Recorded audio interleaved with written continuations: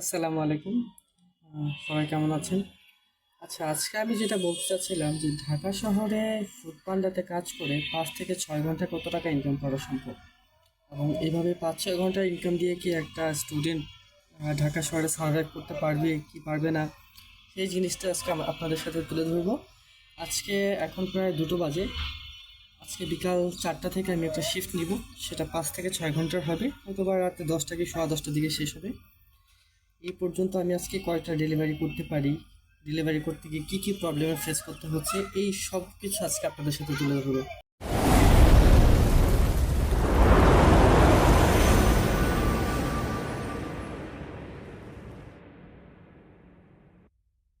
আপনারা দেখতে পাচ্ছেন আমি এখানে শিফট নিয়েছি 4:30 থেকে রাত 9টা 45 পর্যন্ত। এখানে আমার লোকেশন শো করছে, আমি কোন এরিয়া, এটা আমার জোনটা শো করছে। এই যে এখন আমি স্টার্ট দিয়ে কাজ শুরু করব। শিফট নিয়ে নিয়েছি আমি 4:30 থেকে রাত 10:30 পর্যন্ত। বাসা থেকে বের হয়ে যাচ্ছি, সাথে রেনকোট আছে, বাইরে বৃষ্টি হচ্ছে। বের হয়ে দেখলাম রাস্তায় প্রচুর পরিমাণ পানি, পুরো রাস্তায় পানি দিয়ে ভরা। এই পানির মধ্যে আমাকে মেন রোডে যেতে হবে এবং কাজ শুরু করতে হবে। অলরেডি একটা অর্ডার চলে আসছে, দেখতে পাচ্ছেন অর্ডারটা। গুলশান 1 থেকে ডিআইটি প্রজেক্টে যাবে, 50 টাকার উপরে দিয়েছে, যদিও কাস্টমার 10 টাকা টিপস দিয়েছে। যাই হোক, এখন আমি কাজ করি। খাবার পেয়ে গিয়েছি, এখন কাস্টমারের লোকেশনের কাছাকাছি চলে এসেছি। রাস্তার অবস্থা খারাপ ছিল, বৃষ্টি পড়ছিল, তাই ভিডিও করতে পারিনি। যেহেতু আমি বাড্ডা জোনে থাকি, গুলশান 1-2 বাড্ডার সবকিছু আমার মোটামুটি চেনা। কাস্টমারকে ফোন দিয়েছিলাম, কাস্টমার বলেছে আপনি নিচে একটু অপেক্ষা করেন, আমি লোক পাঠিয়ে দিচ্ছি, সে আসলে পার্সেলটা গ্রহণ করবে। ফার্স্ট অর্ডার তো আমি কিছুক্ষণ কমপ্লিট হয়ে দাঁড়িয়েছিলাম, যাবে উনি যদি এসে অর্ডারটা পরে দিতে পারি। খাবারটা এখানে নিয়ে হচ্ছে গেছে। গেস্টের বাসা, যে খাবারটি বিল্ডিং থেকে ছিল অনলাইন অনলাইন ফোন লেনদেনের দিলাম, কোনো কাজ ছিল না। আমি নামতেছি সম্পূর্ণ নিচে গিয়ে ড্রপ খাবারটা করা। দিয়ে চলে আসি। এটা করলে আমার ফার্স্ট খাবারটা ডেলিভারিটা দেওয়ার কমপ্লিট সাথে হবে, সাথে তারপর সেকেন্ড একটা সেকেন্ড অর্ডার ঢুকে ডেলিভারির জন্য যায়। ওয়েট এই যে করতে হবে। আপনারা দেখতে পাচ্ছেন সেকেন্ড অর্ডারটা, এটা কাছাকাছি ছিল, এই কারণে ইনকামটা একটু কম হয়েছে। এই তো চলে আসছি সেকেন্ড সেকেন্ড অর্ডারটা অর্ডারটা আমার নেওয়ার এখান জন্য থেকে নিতে নূর হবে। রেস্টুরেন্টে। ফুকুতে আসছি, এখানে অবশ্য এখনো রেডি দেয় নাই, রেডি দিলে আমি ভিতরে রেডি প্রবেশ হয়নি করব, এখনো। প্রবেশ করে খাবারটা রিসিভ করব। রেডি হলে খাবারটা নিয়ে যাবো। রেডি দেওয়া হয়ে গিয়েছে, আমি চলে যাচ্ছি ভিতরে। খাবার প্যাকিং করছে, খাবার প্যাকিং করতে যে সময়টা লাগবে জাস্ট, তারপর আমি এটা নিয়ে সেকেন্ড ডেলিভারি দেওয়ার জন্য গেস্টের বাসায় চলে যাব। অনেক সময় রেস্টুরেন্টে দেরি করে, সেই সময় আপনাকে খেয়াল রাখতে হবে যে খাবারটা হচ্ছে কিনা, তাদেরকে নিয়মিত পিন দিতে হবে যে খাবারটা কতটুকু সময় লাগতে পারে, কি আসে বিষয়। তখন দেখা যাচ্ছে তারা তাড়াতাড়ি খাবারটা দিয়ে দেয়। সেটা অবশ্যই প্রেশারের উপর নির্ভর করে, যদি লাস্ট টাইম হয় বা ডিনার টাইম হয় সেক্ষেত্রে একটু সময় লাগতেই পারে, স্বাভাবিক। এই তো আমার কাস্টমারের লোকেশন, ম্যাপে সব কিছু স্পষ্টভাবে দেওয়া থাকে, আপনি কোথাও কিভাবে যাবেন, কি আসে বিষয়। কাস্টমারের বাসায় চলে আসলাম। চলে আসার পর কাস্টমারকে ফোন দিয়েছি, কাস্টমার বলছে 6 তলায় উঠতে। 6 তলায় উঠেছি, একটু অপেক্ষা করছিলাম। কাস্টমার কিছুক্ষণের মধ্যে খাবারটা নিয়ে নিবে আমার কাছ থেকে।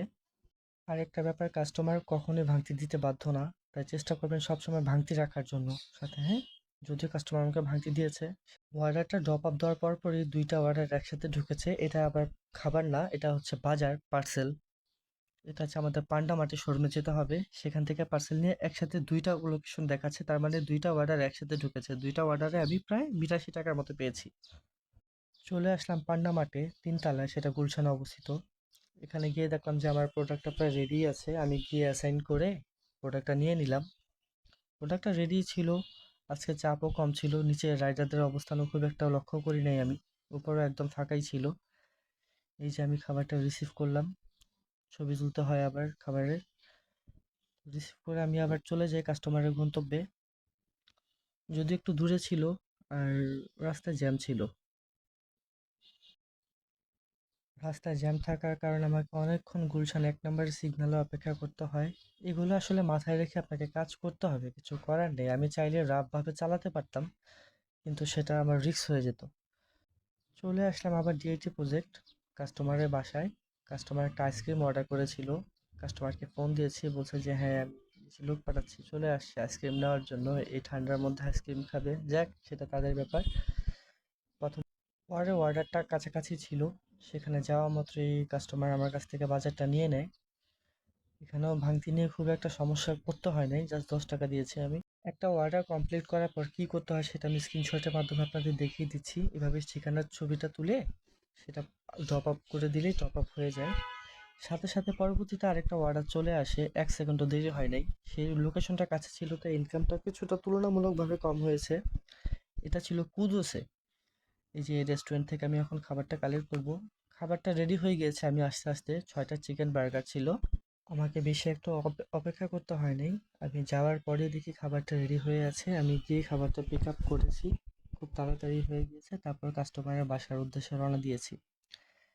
এই হচ্ছে কাস্টমার, কমপ্লিট অর্ডারটা দিয়ে দিয়েছি। অর্ডারটা দেওয়ার পরপরই আরেকটা অর্ডার চলে আসে। আজকে অর্ডারে যথেষ্ট চাপ ছিল, যদিও মাঝে মধ্যে একটু একটু ভাটা চলে। এই হচ্ছে অর্ডারটা, এটা একটু দূরে যাবে। এটা হচ্ছে পান্ডাগো অর্ডার, এটা হচ্ছে গোপালস কিচেন। এই তো চলে আসছি রেস্টুরেন্টে। এখানে হিন্দু ধর্মাবলম্বী যারা আছে তারা একটু বেশি খাবার অর্ডার করে থাকে। এই যে এই হচ্ছে কাস্টমারের বাসা। এখানে আমি কাস্টমারের কাছে খাবারটা ডেলিভারি কমপ্লিট করেছি, সাথে সাথে আবার 2টা অর্ডার ঢুকেছে পান্ডাবার থেকেই। দেখতে পাচ্ছেন একটা অর্ডার রেশিও কত, 2টা অর্ডার মিলে আমি প্রায় 74 টাকার মতো পেয়েছি। তো এখন অর্ডার নিয়ে চলে আসছি কাস্টমারের বাসায়। লিফট দিয়ে উঠেই কাস্টমারকে খাবারটা হ্যান্ড ওভার করে দিব, যদিও এটা খাবার না, এটা ছিল বাজার। আহ, এই তো দেখতে পাচ্ছেন, ভালোই লাগে কাজ করতে, একদম যে বোরিং লাগে তা না। সময়টা যে কিভাবে কেটে যাবে সেটা আপনারা বুঝতে পারবেন না। কাস্টমারের বাসায় চলে আসছি, জানি না এখানে ভাঙতিনের কোনো প্রবলেম হয় কি না। যদিও আমার কাছে অ্যাভেলেবেল ভাঙতি থাকে, ভাঙতি অল টাইম আমি 1,000 টাকা নিয়ে বের হই। আমি চাই না কোনো বিপদে পড়তে, কারণ কাস্টমার কখনোই ভাঙতি দিতে বাধ্য নয়। এখানে আমাকে কিছু টাকা ভাঙতি দেওয়া লাগছে, যদিও সেটা আমার কাছে ছিল, সমস্যা হয়নি।